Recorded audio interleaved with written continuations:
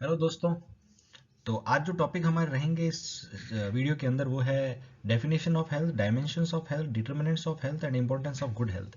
ये जो टॉपिक्स हैं ये आपके डीईसी का जो पेपर नंबर 2 है उसके यूनिट 2 के हैं, द कंसेप्ट ऑफ हेल्थ के। तो चलिए शुरू करते हैं आज का वीडियो।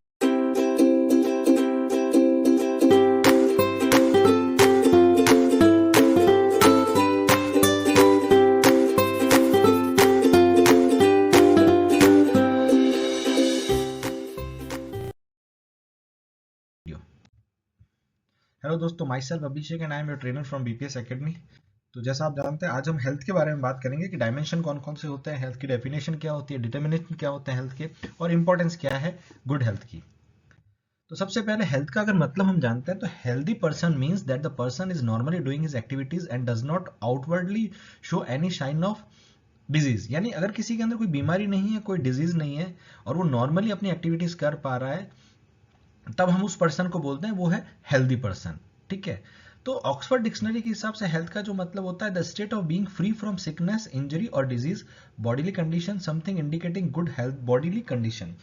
यानी कि एक ऐसा शरीर जो रोग से मुक्त हो, चोट से मुक्त हो और बीमारी से मुक्त हो, उसको हम, और ऐसी जो ऐसा साइन दे रहे हो जो गुड हेल्थ बॉडी कंडीशन के अंदर हो, तो उसको हम बोलते हैं हेल्दी बॉडी या फिर हेल्थ। अब डब्ल्यू की डेफिनेशन की अगर हम बात करते हैं तो डब्ल्यू कहता है health is a state of complete physical, mental and social wellbeing.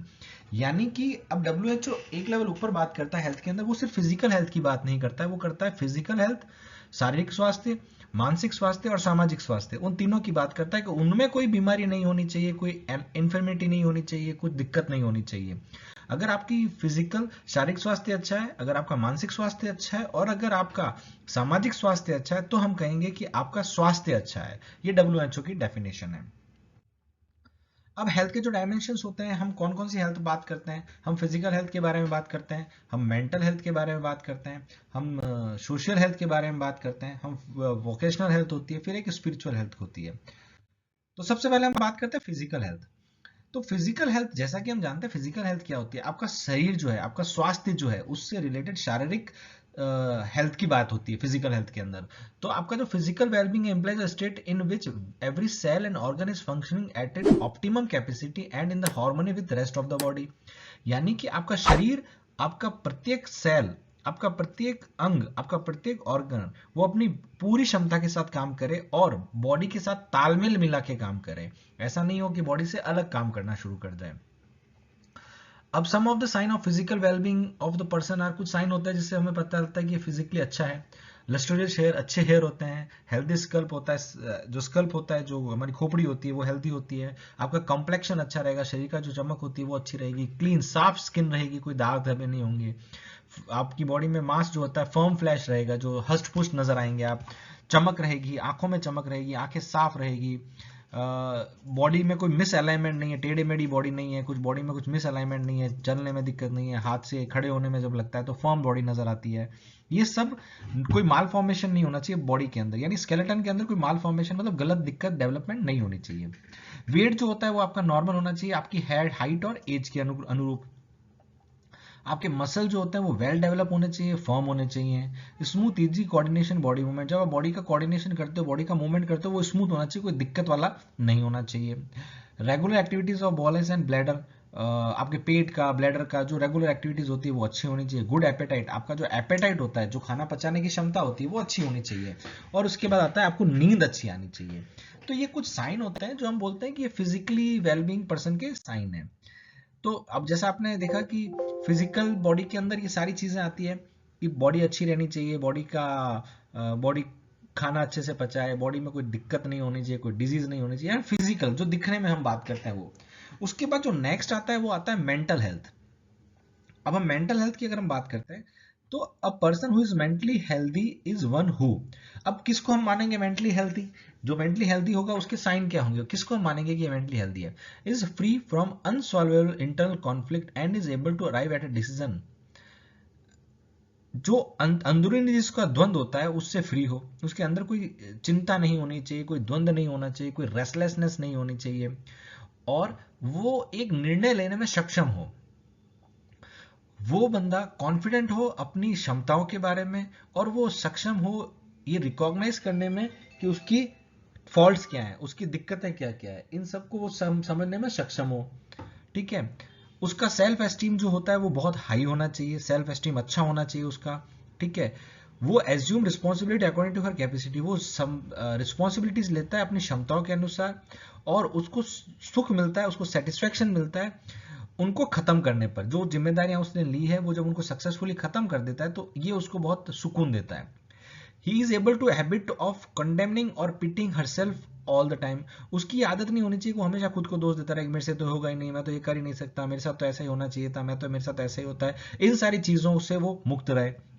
वो किसी भी सिचुएशन को हैंडल करने में सक्षम हो बिना अपसेट हुए या टेंस्ड हुए, और उसका अच्छा कंट्रोल हो अपने इमोशंस के ऊपर।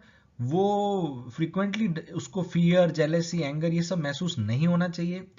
Adapt to a situation and people, वो चीज़ों के साथ जल्दी एडेप्ट कर पाए और लोगों के साथ जल्दी एडजस्ट कर पाए, लोगों के साथ सामंजस्य बैठा पाए।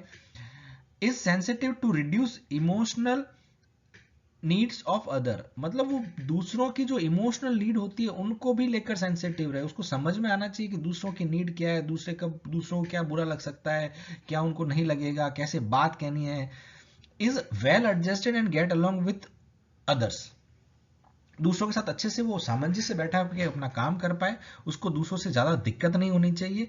इन सारी चीज़ों को अगर हम देखते हैं तो वो मेंटली हेल्दी होता है। तो इसका जो सार अगर हम देखते हैं तो इसका कुछ इस तरह से है कि एक पर्सन जो मेंटली फिट है उसका साइन ये होता है कि उसको कोई मानसिक समस्या नहीं होनी चाहिए, उसके कोई आंतरिक द्वंद्व नहीं होना चाहिए, उसको स्ट्रेस नहीं होना चाहिए, वो अपसेट नहीं होना चाहिए, चीज़ों को हैंडल करने में सक्षम होना चाहिए, डिसीजन लेने में सक्षम होना चाहिए, सेल्फ एस्टीम हाई होना चाहिए, उसको जिम्मेदारियां लेने से डर नहीं लगना चाहिए, उसका अपने भावनाओं के ऊपर अच्छा कंट्रोल होना चाहिए। ठीक है। और वो ज्यादा देर तक परेशान न रहे, फियरफुल न रहे, जेलस न रहे, एंगर न रहे। इन इन भावनाओं का आना एक स्वाभाविक है, पर उन भावनाओं के अंदर दब जाना गलत है। उसके अंदर हम मानते हैं कि मेंटली स्टेबल नहीं है या मेंटल इलनेस इसको है, और सिचुएशन और लोगों को अडेप्ट करने में उसको ज्यादा समय नहीं लगना चाहिए। ये कुछ साइन होते हैं मेंटली हेल्दी पर्सन के। अब हम बात करते हैं सोशल हेल्थ की।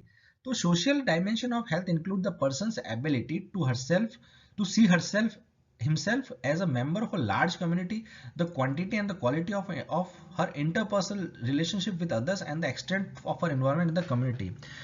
अब सोशल हेल्थ का मतलब ये होता है कि एक पर्सन की वो क्षमता होती है, एक मनुष्य की वो क्षमता जिसमें वो खुद को देखे खुद को एक सदस्य के तौर पे देखे एक समाज के, और वो ये समझे कि समाज में जो हम रिलेशन बनाते हैं, एक इंटरपर्सनल स्किल बनाते हैं, वो ज़रूरी होती है, उसके अंदर मेरा इन्वॉल्वमेंट होना ज़रूरी है, और उसकी जो सामाजिक रिस्पॉन्सिबिलिटी है वो उसको सक्सेसफुली निभाए और समझे। ठीक है। अब वो जब हम एक कम्युनिटी का सदस्य होने की बात करते हैं तो वो एक फैमिली का भी सदस्य होता है। उसकी जो समाज के प्रति जिम्मेदारी है, परिवार के प्रति जिम्मेदारी है, उनको समझे और उसके हिसाब से काम करे। इसके अलावा वो रिलेट कर पाए दूसरों के साथ, उनकी जरूरतों के साथ उनकी मदद कर पाए एक सामाजिक प्राणी होने के नाते। तो ये अगर सब कुछ सही होता है तो हम कहते हैं कि उसका सोशल हेल्थ अच्छी है। अब हम बात करते हैं स्पिरिचुअल हेल्थ की। तो spiritual health is a context refers to striving to the understand the meaning and the purpose of life. Spiritual health वो होती है जब मनुष्य इस जीवन के मतलब को समझने का प्रयास करता है कि ये जीवन क्या है, क्यों है, और मेरा जीवन में आने का लक्ष्य क्या है, उद्देश्य क्या है, मैं इस जीवन में क्यों आया हूँ। It is that something which goes beyond philosophy and psychology. ये थोड़ा सा एक ऐसा विषय है जो फिलोसॉफी और साइकोलॉजी से ऊपर चला जाता है। अब जैसे आप देख सकते हो, ऑब्जर्व कर सकते हो कि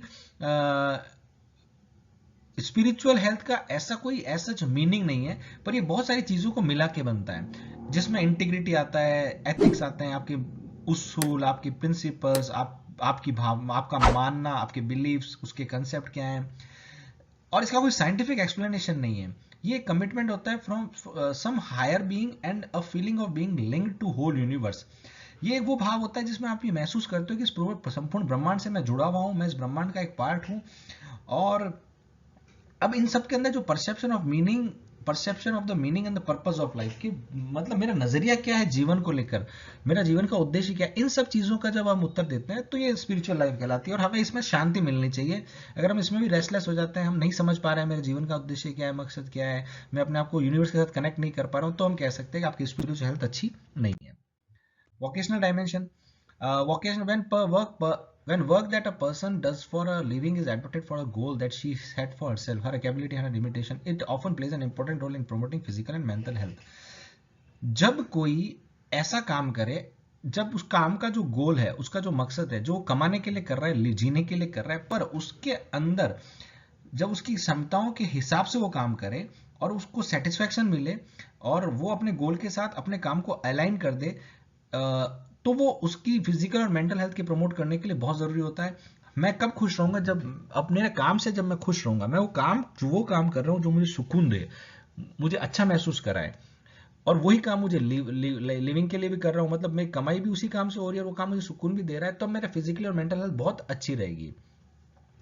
अब इसको अगर हम बात करते हैं तो ये जो आपका वोकेशनल हेल्थ होती है, ये आपके जो काम की जो हेल्थ होती है, ये आपके ओवरऑल डेवलपमेंट के लिए, आपकी ओवरऑल हेल्थ के लिए बहुत जरूरी होती है। इसलिए ऐसा काम करना चाहिए जिससे हमें सेटिस्फेक्शन मिले और हमारा सेल्फ एस्टीम इंक्रीज हो। अब हेल्थ के डिटरमिनेंट्स कौन कौन से होते हैं? तो हेरिडिटी होती है जो आपकी हेल्थ को अच्छा करती है या खराब कर सकती है, एनवायरनमेंट में सोशियो इकोनॉमिक कंडीशन आती है, लाइफस्टाइल आती है, हेल्थ सर्विसेज आती है, तो ये सारी चीजें आपकी हेल्थ को इफेक्ट करती है। अब इंपॉर्टेंस क्या है गुड हेल्थ का चाइल्ड के डेवलपमेंट के अंदर? तो बहुत इंपॉर्टेंट है बच्चे के अंदर। हम समझ पा रहे हैं कि अच्छी हेल्थ नहीं होगी तो बच्चे का डेवलपमेंट अच्छा नहीं होगा, उसका विकास अच्छा नहीं होगा। तो अब इसका कंक्लूजन अगर हम कहते हैं, health is a changing concept which has been perceived differently at different time by different person. ये हमेशा चेंज होता हुआ कंसेप्ट है जो अलग अलग समय पे अलग अलग लोगों द्वारा अलग अलग तरह से एक्सप्लेन किया गया है। इसमें जो प्रोमिनेंट व्यू पॉइंट्स हैं उसमें आता है biomedical concept, ecological concept, psychosocial concept and the holistic concept. तो हम इसको ऐसे भी समझ सकते हैं कि बायोमेडिकल मतलब फिजिकल हेल्थ हो गई, इकोलॉजिकल मतलब सामाजिक हेल्थ हो गई, फिजियो सोशियोलॉजिकल मतलब सामाजिक हेल्थ हो गई, होलिस्टिक मतलब स्पिरिचुअल हेल्थ हो गई, मेंटल हेल्थ भी इसी का पार्ट हो जाता है। ऑल्दो इसमें इसकी कोई एक डेफिनेशन नहीं है जो यूनिवर्सली एक्सेप्टेड हो, इसलिए हम जनरली WHO की डेफिनेशन को यूज करते हैं। सो वो डेफिनेशन है, health is a state of complete physical, mental and social wellbeing and not merely an absence of disease. तो हम इस डेफिनेशन को जनरली मानते हैं। सो थैंक यू, आपने अच्छे से इस वीडियो को देखा, और आपको ये वीडियो अच्छा लगा हो तो दूसरे लोगों के साथ शेयर कीजिएगा। और अभी ऐसा हुआ है कि मैं काफ़ी टाइम से वीडियो नहीं बना पाया कुछ पर्सनल प्रॉब्लम्स की वजह से। अब मैं कोशिश करूंगा वीडियोस को कंटिन्यू बनाने की। तो once again thank you very much for watching this video.